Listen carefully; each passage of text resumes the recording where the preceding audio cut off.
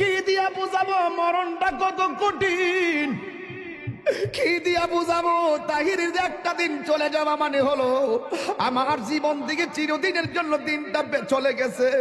কোটি টাকা দিয়েও এই ঘন্টার সময়টা আনতে পারতাম না। এখন আমি শ্বাস ফালাইতাছি, 1 টাকা বিল দেওয়া লাগে না। নদীর পারে হাওয়া খাই, বিল দেওয়া লাগে না। পল্লী বিদ্যুতের ফ্যান বাতাস খাইলে বিল দেওয়া লাগে। আইসিইউতে ঢুকা গেলে দিনে 50,000 টাকা গোনা লাগে। আমার আল্লাহ যে কত নিয়ামতের বাতাস আমরা ঢুকাইতেছে, বাইরে কইরাইতেছে, 1 টাকা বিল নেই না।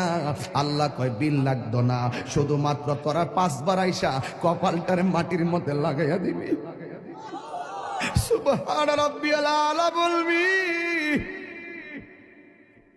দুনিয়ার মালিকের ডিউটি 20 দিন না করলে 20 দিনের বেতন কাটা।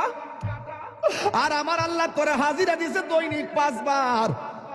1 মাসও হাজিরা দেও না, 2 মাসও দেও না, মাঝে মাঝে সিটারি হাজিরা দাও। কিন্তু আমার আল্লাহ ইচ্ছা করলে তোমার গলার মধ্যে কাটা লাগাইয়াও আমার আল্লাহ রিজিকটারে বন্ধ কইরা দিতে পারে। এরপরও আমার আল্লাহ রিজিক বন্ধ করে না কেন জানো নি? কারণ হলো আমার আল্লাহ কয় আমি আল্লাহ তোরে মায়া কইরা বানাইছি, মায়া লাগে।